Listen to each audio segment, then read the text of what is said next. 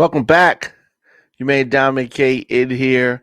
As always, RadioFire.com, the Diamond K Show.com. We have a jam-packed show for you, and we'll get into everything right after this.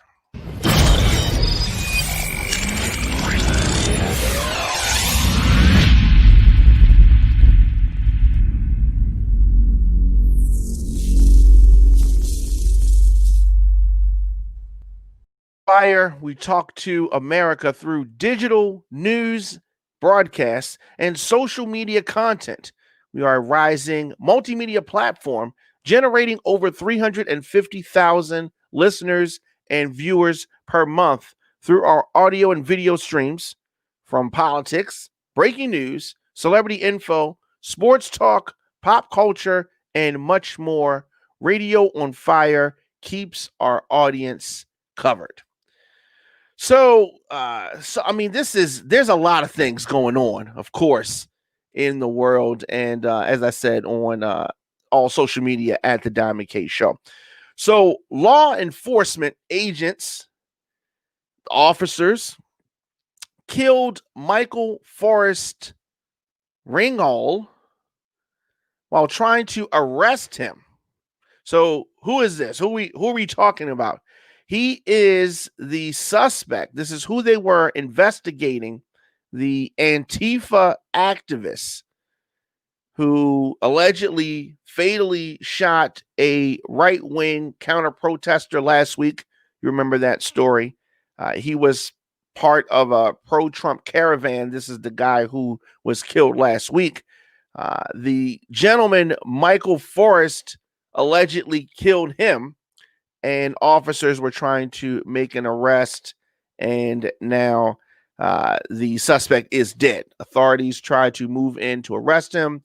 According to 4 law enforcement officials, the suspect, 48 years old, shot by these federal fugitive task force members during an encounter happened in Lacey, Washington, which is southwest of Seattle.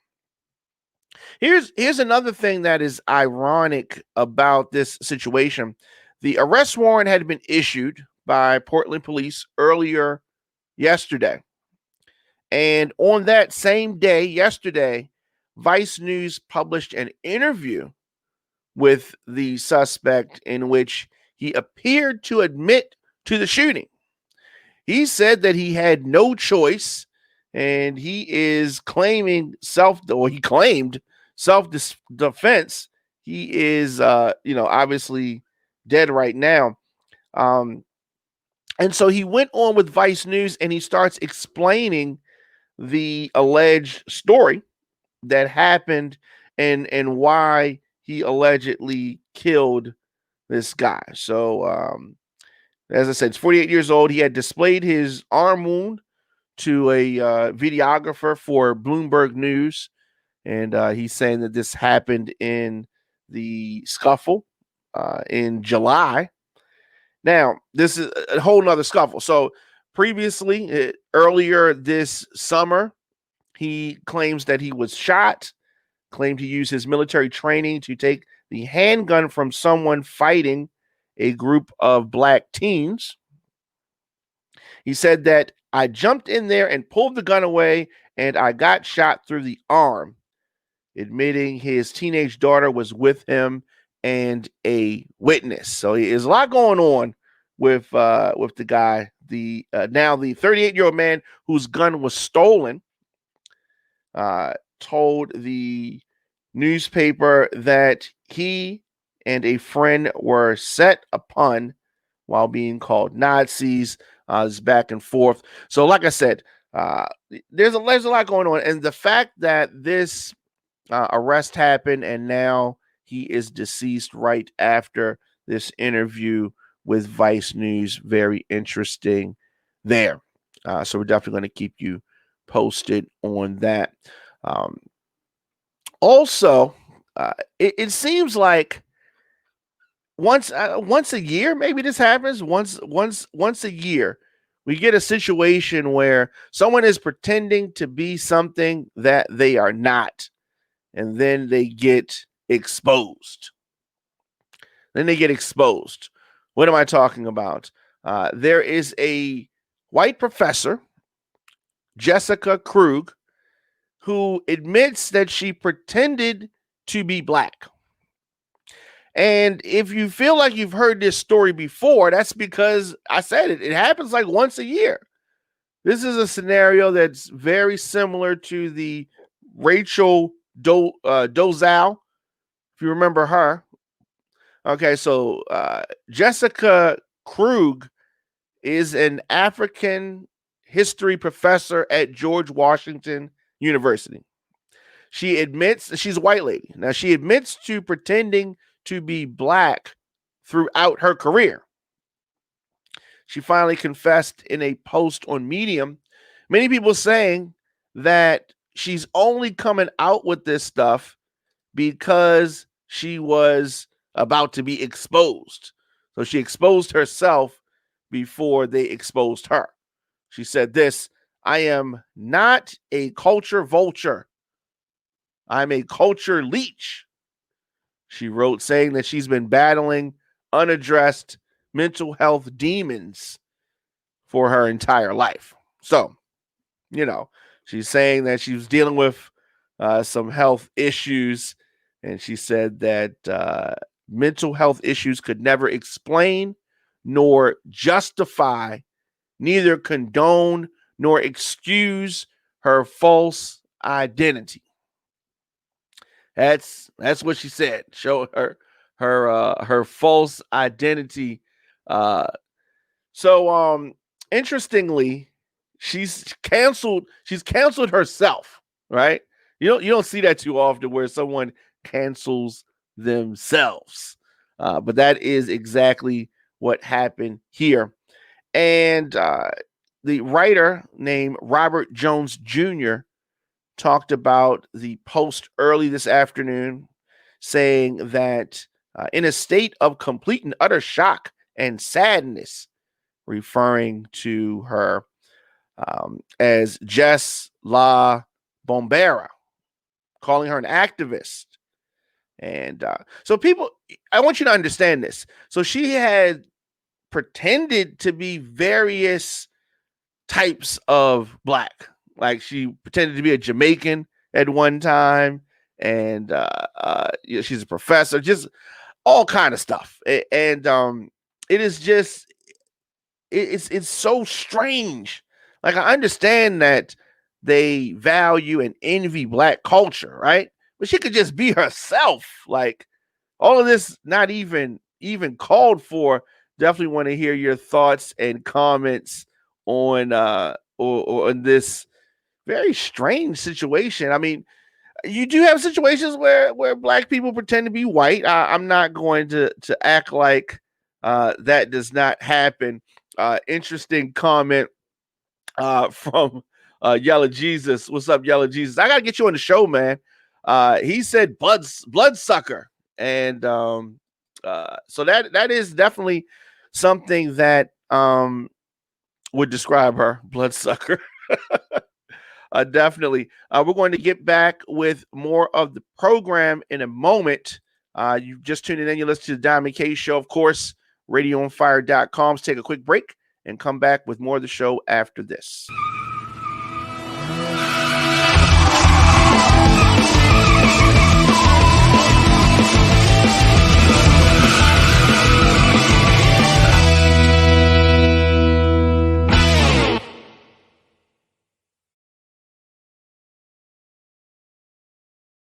And of course, at the Diamond K Show at Radio on Fire. So there's more. There's more. And I think that some of our leaders, the words that they say, the things that they do, and the energy that they put out there definitely affects directly our citizens. What am I talking about? A car plowed through a Black Lives Matter protest in Times Square last night. Just a dangerous situation. Dangerous situation. So I make sure I want you to understand. We've been seeing situations like this where you have groups of people. They're in the street. They're protesting. They're standing, and cars can't wait, and they beep the horn and they plow through. That's what happened last night.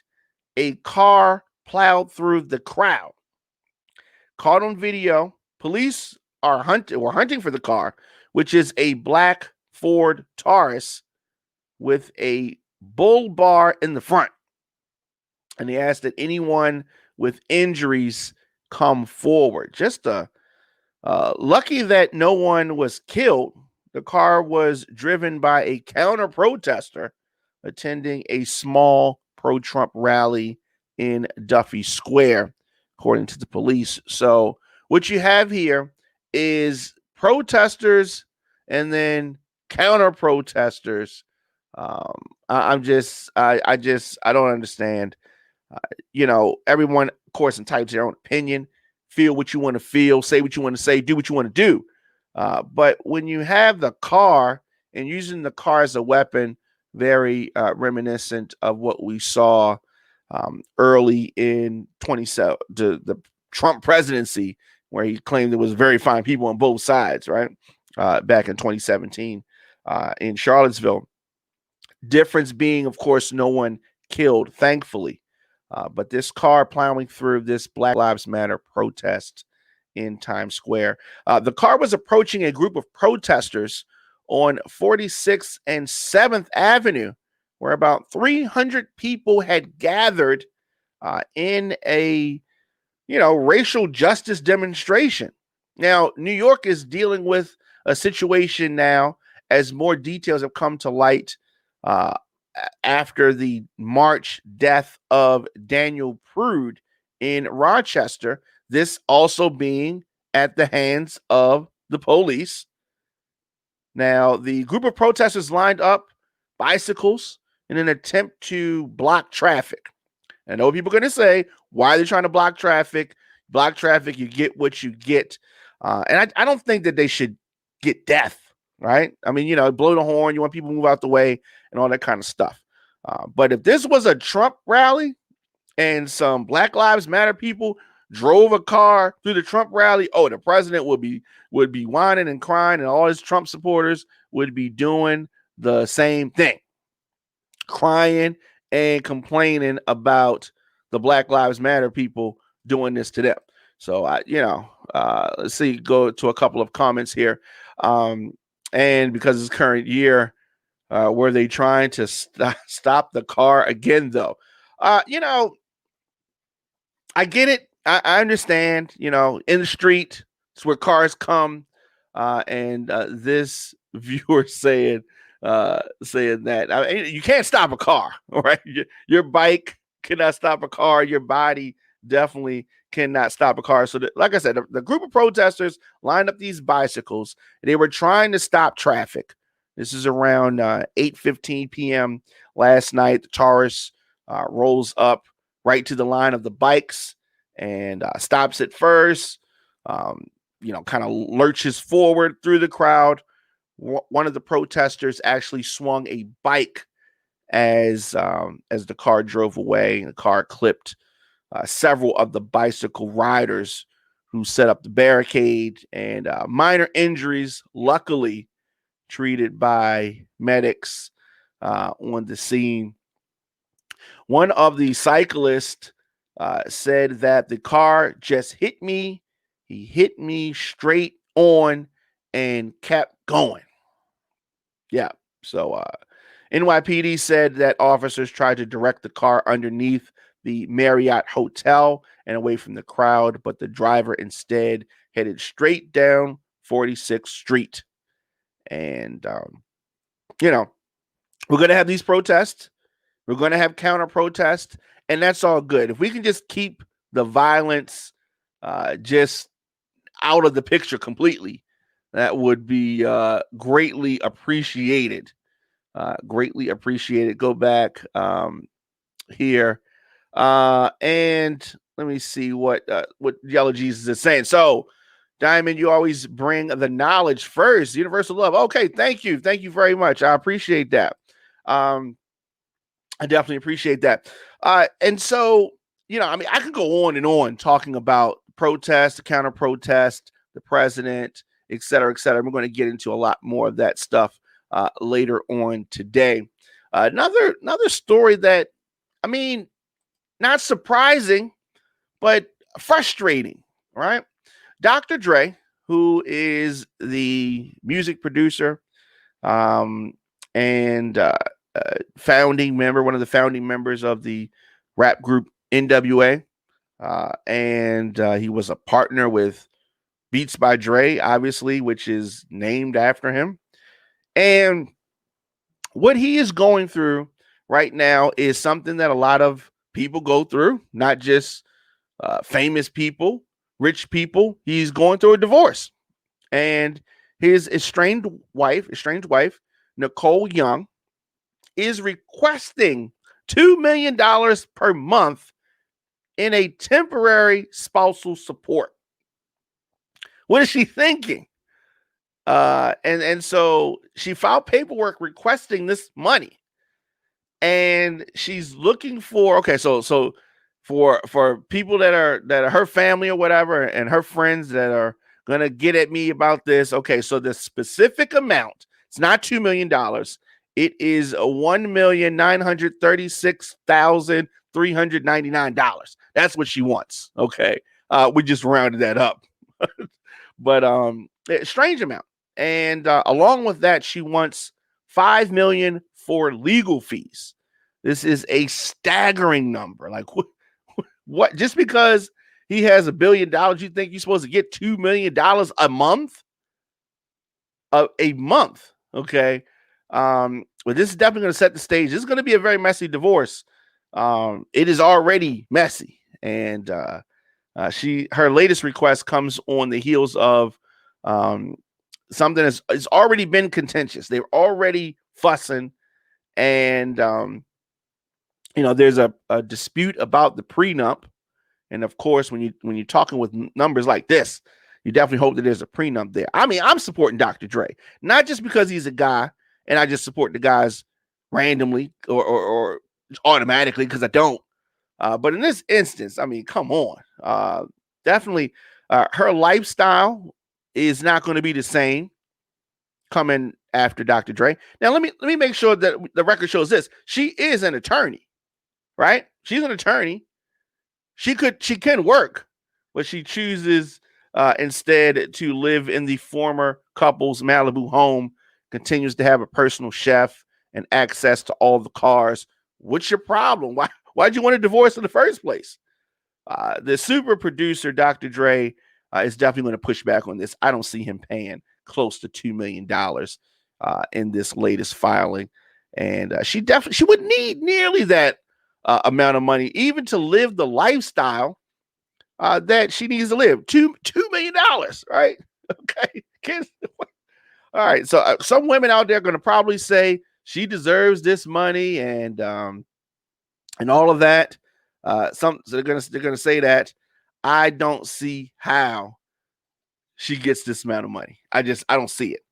I don't even. First of all, I don't even understand how she can part her lips to even have her hands out and even ask for this amount of money. I don't get it. But that's what Dr. Dre's dealing with. Now, let's do this. Let's take a quick break. Let's come back with more of the show. And I have some very, very bizarre things to talk about as it relates to R. Kelly. Take a quick break. We'll be right back after this.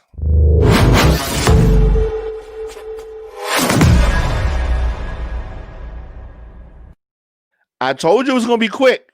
When I said quick, you thought I was joking. I meant like quick. So we talked about R. Kelly numerous times. R. Kelly in jail right now, waiting for his court case. Should be in jail, as far as I'm concerned. Anyway, his alleged attacker has identified himself. So R. Kelly in jail gets attacked allegedly in jail. It happens. People get in fights in jail. But, with R. Kelly, there's always some theatrics. There's always some strange stuff going on. And according to reports, R. Kelly's alleged attacker has identified himself. Right? Most people know people in jail, been in a jail fight.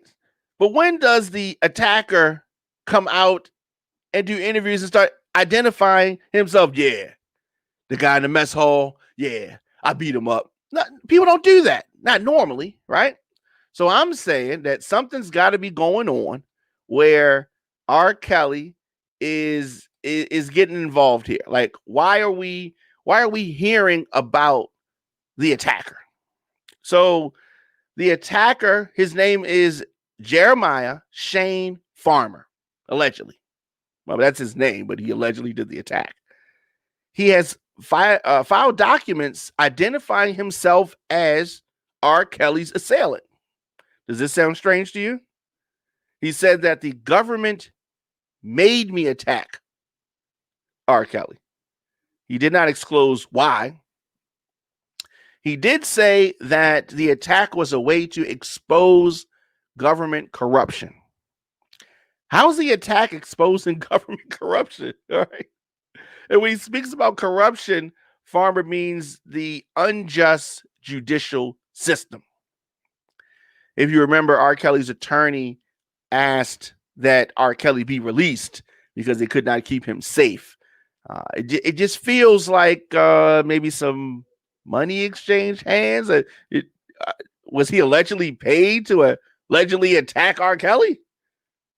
Anyway, the U.S. Attorney's Office for the Northern District of Indiana lists Farmer, who identified himself as R. Kelly's attacker, as a member of the Latin Kings, and he landed in prison last year after being found guilty of beating two men to death with a hammer in retaliation for a racketeering conspiracy.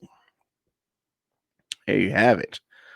Not something that you hear normally, but of course, R. Kelly wants to come home, and it's much better out here than in there. Wow. So, I am not convinced about that situation. So, definitely. I'm going to be back here later on today with more news and definitely some more info about some exciting interviews that we have coming up next week. I'm definitely going to be updating people on that. Of course, as always, you can advertise with us. Connect your message with our over 350,000 listeners and viewers per month. RadioFire.com/advertise is where you go to get started. You can follow the program on Spotify or wherever you get your podcast from, The Diamond K Show. New shows drop daily. RadioFire.com, TheDiamondKShow.com, YouTube.com/DJ Diamond K. Or wherever you're hearing this, you can always support the program via Cash App. That's something that can be done. Support the program. $ DJ Diamond K. And of course, your donations help us continue to do what we do here on the program. And what do? Bring you independent news, progressive opinion, and commentary on social issues, entertainment, and much more. And I enjoy talking with people that disagree with me. I talk to people like that all the time, okay? For booking or media requests, djdiamondk@gmail.com. Until next time, if you see it, then you can be it. It is all about having vision. And as I said, I will see you guys later on today with more of the Diamond K Show.